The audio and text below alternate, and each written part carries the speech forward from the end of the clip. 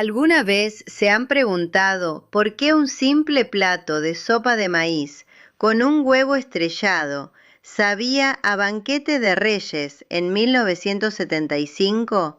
¿O por qué jamás tirábamos ni una sola costra de pan duro? Hoy el mundo está obsesionado con comida cara de delivery que sabe a plástico. Pero en los años 70 no teníamos dinero y comíamos 25 platillos increíbles que ya nadie prepara. Tengo 65 años y extraño cada uno de ellos. Hoy abro el cuaderno de Doña Benedita para revivir los sabores que mantuvieron vivas nuestras almas cuando los bolsillos estaban vacíos. Aquellos eran tiempos en que la inflación galopaba como un caballo desenfrenado, en que el precio del maíz te quitaba el sueño en las noches, en que el dinero del salario de mi marido, ese sobre que llegaba casi vacío, tenía que estirarse de manera imposible para alimentar a 10 personas viviendo en una casa que apenas cabíamos. Cada rincón de la cocina exhalaba el olor denso de frijoles hirviéndose eternamente en una olla de barro, de ajo crepitando en la manteca de cerdo, de pan que acababa de salir del horno de leña del vecino. El aire estaba tan saturado de vapor y grasa que tus pulmones se acostumbraban a respirar sopa, a sentir el humo de la cocina como parte de tu propio cuerpo.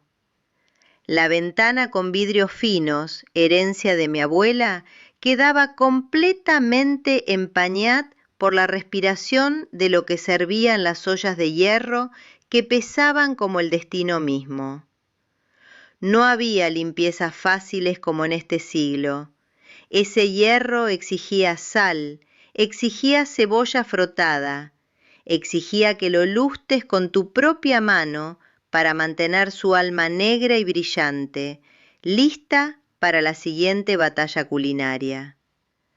Doña Benedita, mi abuela, era una mujer de manos enormes, los dedos retorcidos de amasar masas, de cribar harina, de exprimir naranjas hasta que la última gota dejara su sabor en el trapo. Ella tenía un cuaderno encarnizado, con páginas amarillentas por la edad y las salpicaduras de aceite de cocina, las letras en tinta azul que había virado casi marrón de tanta antigüedad. En ese cuaderno estaba todo: las proporciones exactas de maíz con agua tibia, la temperatura que reconocías por el sonido del soplido de la olla, cómo aprovechar cada migaja para que nada se desperdiciara jamás.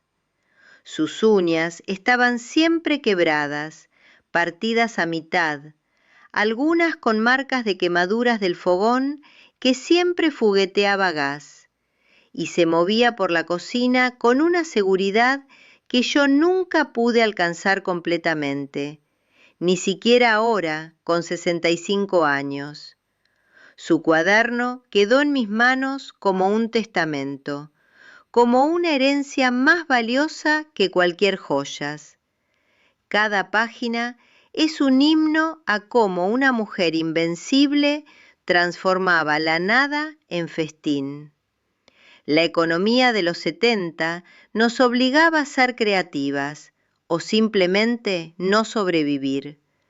No existía el lujo del desperdicio, ni la ignorancia de tirar un pan duro. La carne era un lujo que llegaba una vez por semana si teníamos suerte, y frecuentemente venía en latas oxidadas, conservada en una manteca que tú raspabas con la uña para remover el moho del borde, o venía en porciones tan pequeñas que tenía que estirarse en 6 platillos distintos en 6 días diferentes.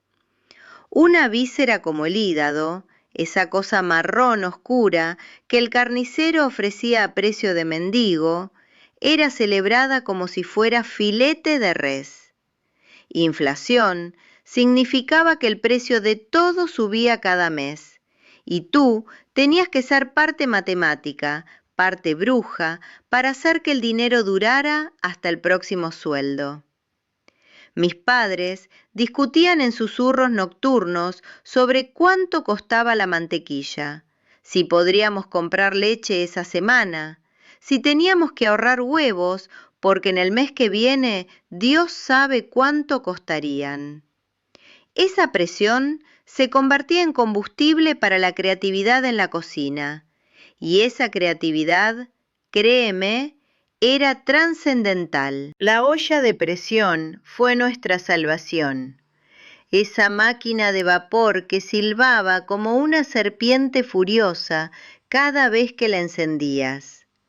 El silbido de la olla de presión es un sonido que hoy nadie escucha en casa, porque todo el mundo compra arroz precocido o atole en polvo. Pero en aquellos días ese silbido era música celestial.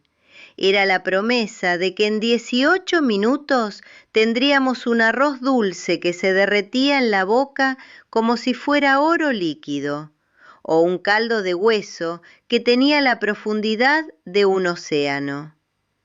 Llenabas esa olla con agua fría, una rama de canela entera que doña Benedita guardaba en una lata de talco vieja, granos de arroz que habían sobrado de semanas anteriores, un poco de piloncillo que todavía era accesible en aquellos tiempos. Cerraba la olla, rezaba un poco y la colocaba en la lumbre que crepitaba con un quemador de gas que siempre fugueteaba, llenando la cocina de ese olor a gas que aprendías a ignorar porque era el precio de la vida. Cuando el silbato comenzaba a gritar, tenías que estar atenta, porque si dejabas cocinar demasiado, se pegaba en el fondo, se quemaba un poco, adquiriendo ese sabor de cosa chamusqueada pero apetitosa que era imposible de replicar. Mi casa estaba siempre abarrotada de gente. Mis hijos, los hijos de mi hermana que vivía con nosotros porque su marido había desaparecido, primos que llegaban de pronto y se quedaban meses. Esa multitud exigía una orquesta de comida, una sinfonía constante de comidas que tenían que salir de una estufa que quemaba de manera irregular, con un quemador siempre más caliente que los otros, obligándote a rotar constantemente las ollas o a arriesgar quemar lo que cocinabas. Los niños comían lo que había sin chistar, porque no conocían otra cosa. Comían sopa de maíz como si fuera el acto divino de estar alimentados, porque realmente lo era. No había esa síndrome moderna de el niño no come que vemos hoy. Si tenías algo para comer, lo comías y punto. Nadie discutía el sabor, nadie pedía algo diferente. La gratitud era silenciosa pero absoluta, profunda como la tierra. Mi primer plato en la memoria es la sopa de maíz con huevo. Se cogía maíz molido, ese grueso que todavía tenía granos que podía sentir entre los dientes, y se revolvía en agua hirviendo con una cuchara de palo que iba oscureciéndose con el tiempo. El maíz absorbía el agua y se tornaba cremoso, adquiriendo ese color amarillo dorado que parecía iluminado desde adentro, como si contuviera los propios rayos del sol del campo donde creció ese maíz. Sal gruesa del costal de papel donde venía, sabor crudo y mineral, y después metías un huevo directo en aquello, dejando que la clara se tornara blanca opaca, mientras la yema seguía tibia en el centro. Comías en una taza de barro, agrietada en algunos lugares, sosteniéndola con ambas manos porque quemaba, y el vapor subía hacia tu cara, abriendo todos tus poros, calentándote de una manera que ningún chocolate de cajita puede hacer hoy en día. pan con nata era la celebración del lujo, de forma discreta y elegante. Cuando alguien tenía acceso a una leche integral que no estaba tan estirada, la dejabas reposando en un plato de porcelana dentro del refrigerador viejo que hacía ruidos extraños a medianoche, y naturalmente la nata subía y se depositaba en la superficie como oro cremoso. Rasguñabas eso con una cuchara de plata, ya ennegrecida de uso. La ponías en una rebanada de pan que había salido tostado de más del horno del vecino o que ya estaba comenzando a envejecer. Y esa combinación de texturas hacía que algo extraordinario sucediera en tu boca, que era casi alucinación de sabor. El pan crujía entre los dientes, con ese sonido que hoy es imposible encontrar, porque todo es pan esponjoso de supermercado, y la nata proporcionaba humedad, grasa verdadera, no esa margarina amarilla artificial que empezaba a aparecer en aquellos tiempos y que doña Benedita rechazaba con desprecio absoluto. Gelatina de mosaico era el platillo de fiesta, hecho los domingos cuando tenías tiempo libre para demostraciones de creatividad sin presión. Compraba paquetes de gelatina de diferentes colores, ese rojo intenso, amarillo artificial, ese verde que no existía en la naturaleza, y preparaba cada uno en un recipiente separado. Los dejaba reposar en el refrigerador que tardaba horas en enfriarse, porque el alambre era viejo y el motor trabajaba de forma irregular. Muchas veces no cierré bien la puerta. Cuando cada color tenía la consistencia correcta, cortaba con un cuchillo que tenías que calentar en agua caliente para cortar limpio, sin rasgar esa gelatina temblorosa. Después montaba todo en un molde grande, intercalando los colores, creando patrones que parecían vitrales de iglesia. Cuando desmoldaba, salía con un sonido mojado y viscoso, temblando a la menor vibración, y la cortaba en rebanadas cuadradas que brillaban bajo la luz de la cocina como joyas de azúcar puro. Los niños comían aquello como si fuera magia, porque realmente lo era para ellos, pura alquimia. Malvaviscos caseros eran la conspiración dulce entre abuelas y madres. Agarrabas leche condensada, que era cara de más, pero que si tenías en casa era solo para esa receta especial, ese tubo cilíndrico de metal que exigía apertura precisa con un abridor que chirriaba. La mezclabas con almíbar de chocolate hecho a mano, derritiendo chocolate en polvo con azúcar y un poco de agua, creando una pasta brillante y espesa. Luego venía la parte mágica. Vertías aquello en un plato plano para enfriar. Lo dejabas reposar hasta que estuviera pegajoso, pero no más caliente, y entonces cortaba en cubos pequeños y los enrollaba en coco rallado, que rallábamos nosotros mismos de cocos que venían del vecindario. Tu cara entera ardía de tanto frotar contra el rallador de lata, pero ese coco fresco, dulce naturalmente, tenía un aroma que te transportaba a una playa imaginaria que nunca visitaste, pero que vivía en tus pulmones. El malvavisco quedaba tibio cuando lo comías, la cubierta de coco áspera contrastando con el relleno suave que se derretía en la lengua. Sopa de pan duro, o migas, era el platillo de la necesidad absoluta, ese que hacías cuando todo lo que tenías era pan tan duro que tus dientes rechazaban. Lo desmenuzabas en pedazos, lo tostaba levemente en una sartén con un poco de manteca para dar color y sabor. Después, bajaba caldo de carne o agua con sal y ajo, que tenía ese color de orina diluida, pero que era lo que había.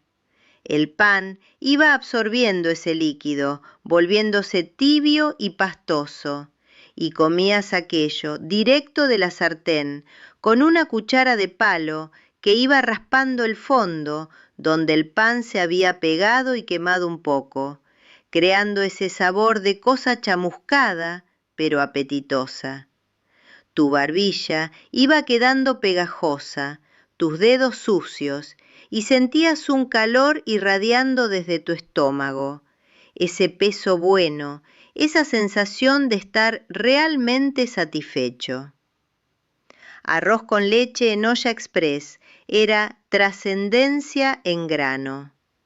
El arroz que sobraba del día anterior, ese que estaba un poco seco ya, lo humedecías con agua tibia. Después lo colocabas en la olla de presión con leche, que era generalmente una mezcla de leche de verdad cuando había, con agua, rama de canela que ocupaba toda la olla con su aroma, clavo de olor cuando tenías grana para gastar y piloncillo que se disolvía y creaba un almíbar que se pegaba al arroz volviéndolo húmedo y suave. Cuando abrías la olla después de que el silbato muriera, aquello salía humando con un aroma que despertaba a la gente del otro lado de la casa y los traía a investigar. El arroz adquiría ese color de caramelo oscuro, cada grano intacto pero tierno, esa textura cremosa que venía de su propia liberación de almidón bajo presión. Servías en tazones pequeños y aquello era postre, era confort, era todo aquello que necesitabas de una vida que frecuentemente carecía de confort. Tortitas de arroz del día anterior eran la transformación más dramática de sobra que existía. Ese arroz blanco que envejeció, que estaba comenzando a encoger en la olla, ganaba nueva vida cuando lo mezclaba con huevos batidos en un tazón de hojalata que chirriaba contra la cuchara de palo. La mezcla quedaba pegajosa, cremosa, perfumada con ese olor antiguo de arroz que estaba perdiendo su juventud. Formaba bolitas del tamaño de una nuez con las manos mojadas para que no se pegaran, y después las añadía en una sartén de hierro llena de aceite que ya había trabajado bastante, que tenía ese color marrón oscuro de reutilización infinita. Las tortitas frían, crepitando, desarrollando una cáscara dorada que crujía entre los dientes, mientras el interior permanecía tibio y pastoso. Comías aún caliente, quemándote la boca, porque esperar era imposible cuando tenías ese aroma penetrando el aire, ocupando cada espacio de la cocina con su presencia irresistible.